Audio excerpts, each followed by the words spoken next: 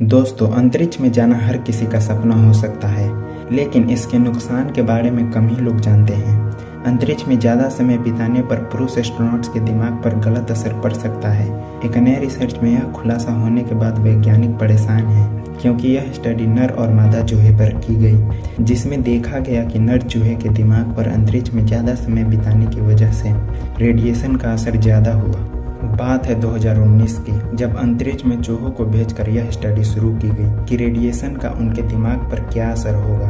पता चला कि नर चूहे के दिमाग पर अंतरिक्ष के रेडिएशन की वजह से सिग्नल की समस्या आने लगी। जो कोशिकाएं दिमाग में सिग्नल भेजने का काम करती हैं, वो क्षतिग्रस्त हो गई। इसके अलावा सीखने की क्षमता प्रभावित हुई और याददाश्त संबंधी दिक्कतें भी आने लगी। वैज्ञानिकों ने देखा कि चूहे के दिमाग का हिप्पोकैम्पस और प्रीफ्रंटल कॉर्टेक्स प्रभावित हो रहा है।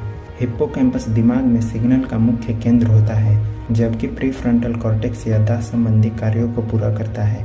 वैज्ञानिकों ने यह भी देखा कि चूहों में तनाव का स्तर भी बढ़ गया है। वे बेचैन होने लगे, यानी उनके दिमाग का एमिगडाला हिस्सा भी प्रभावित हो रहा है।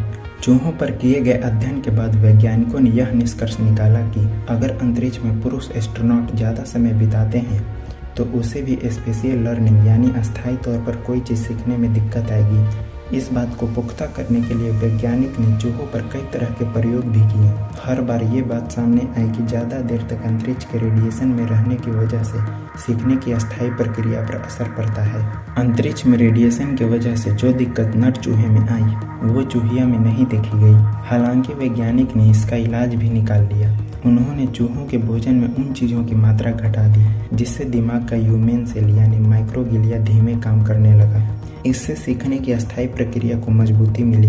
अगर माइक्रोग्लिया तेजी से काम करता है तो आपको सीखने में दिक्कत होती है। यूनिवर्सिटी ऑफ कैलिफोर्निया के रिसर्चर सुसान ऋषि ने बताया कि अगर हमें पुरुष एस्ट्रोनॉट को लंबे समय के लिए अंतरिक्ष मिशन पर भेजना है तो हमें वहां होने वाली रेडिएशन से बचने के लिए नए तरीके निकालने होंगे ताकि नुकसान कम से कम हो। माइक्रोग्लिया की कार्य प्रणाली को धीमा करने का तरीका एस्ट्रोनॉट्स के लिए फायदेमंद हो सकता है, लेकिन अभी तक इसका परीक्षण इंसानों पर नहीं किया गया है। आखिरकार वैज्ञानिकों ने पुरुष एस्ट्रोनॉट्स को अंतरिक्ष के रेडिएशन से बचाने के लिए शरीर में ऐसे बायोमार्कर खोजा है जो रेडिएशन से बचा सकता है। इससे चूहों को भी फायदा हुआ है। अगला परीक्षण इंसानों पर करने पर पता चलेगा कि ये इंसान में कितना कारगर है, तो इसका उपयोग पुरुष एस्ट्रोनॉट के लिए भी किया जा सकेगा। जो एस्ट्रोनॉट्स स्पेस स्टेशन पर ज़्यादा समय बिताते हैं, उन्हें अपने शारीरिक और मानसिक स्वास्थ्य के लिए लगातार व्यायाम करना होता है। दिमाग को शांत रखना होता है, क्योंकि स्पेस स्टेशन की गति, रेडिएशन, अलग अलग प्रकार की रोशनी और चमक उनके दिमाग पर बुरा प्रभाव डालती हैं।